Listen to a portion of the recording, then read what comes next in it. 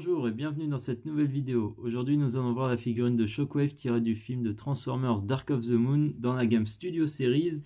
Alors cette figurine c'est un repaint, enfin pas vraiment repaint, enfin si, un petit peu repaint mais très léger parce que cette figurine est déjà sortie au tout début de la gamme Studio Series il y a quelques années.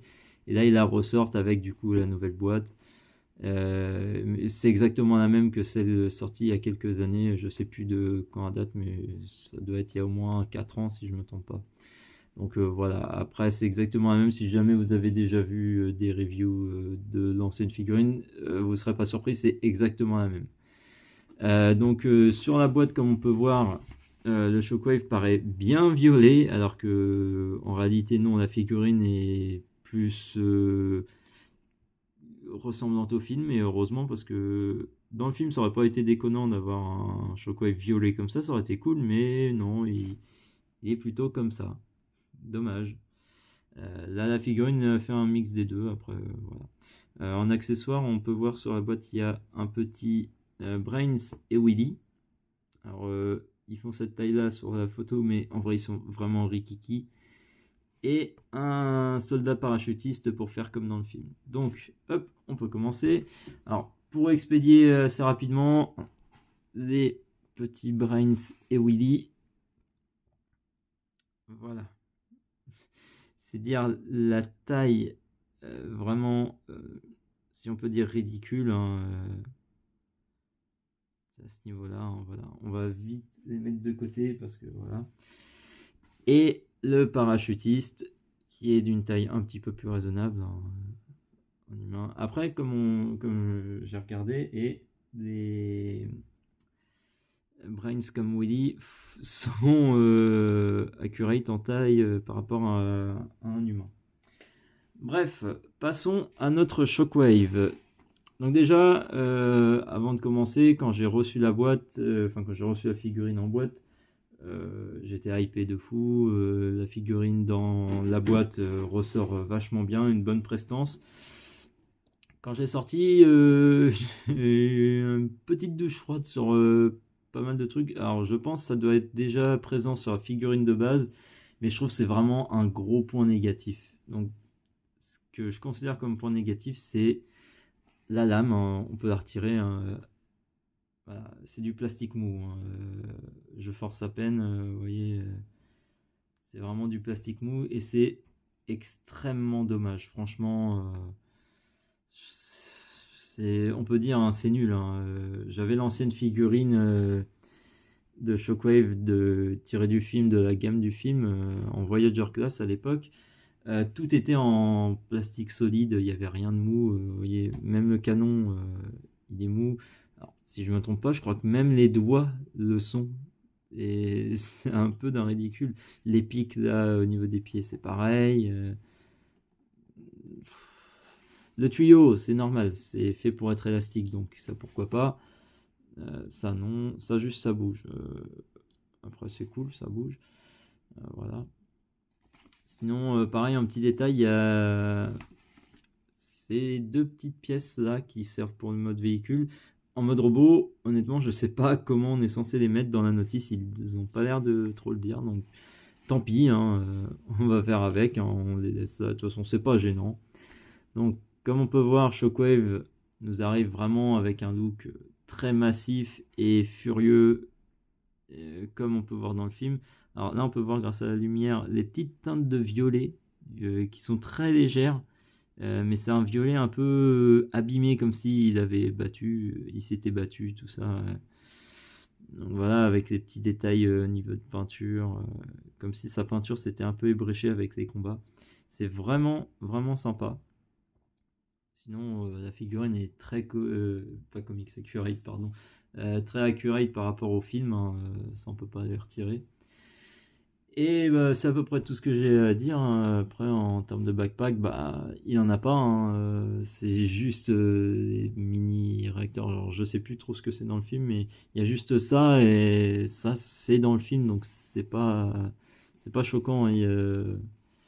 Même quand on regarde de dos, tout est parfait. Alors, je crois pas qu'il ait enfin, je sais pas s'il a des chenilles dans le film. Après, on le voit pas se transformer en mode char dans le film, ça a été une invention pour le jouer, hein.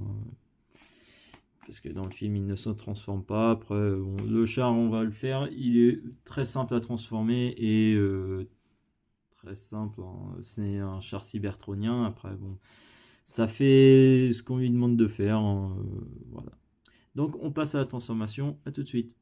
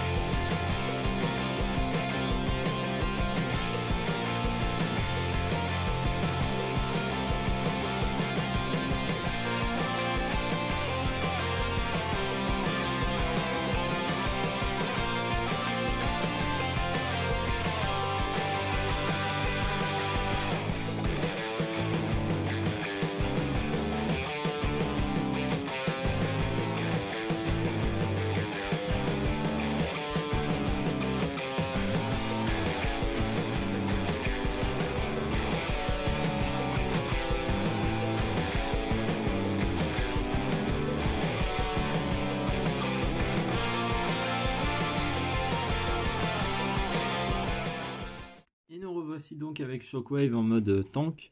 Donc comme je l'ai dit, c'est un tank cybertronien, hein. Faut avoir un peu de la conceptualisation et un peu d'imagination. Donc hein, comme on peut voir, les chenilles qui sont en dessous là avec ces petits trous, ça fait plaisir pour rouler. Après il n'y a pas grand chose à dire, hein. Ce mode c'est vraiment un mode conçu uniquement pour le jouer, hein. Donc ça le tank, bon voilà, j'ai plus l'ancienne figurine pour comparer parce que je l'ai revendue sachant que j'allais avoir celle-là. En gros, si vous voulez, petite anecdote, mais quand il y a des figurines dans ce style-là qui ressortent mieux faites, entre guillemets, généralement je les achète et je revends les anciennes. Il y a juste la barricade de Transformers 5, j'aimerais bien avoir plus d'images sur la nouvelle figurine parce que franchement, à vue d'œil, moi, à mon avis, je trouve l'ancienne version bien mieux. Or, digression, on revient sur notre sujet.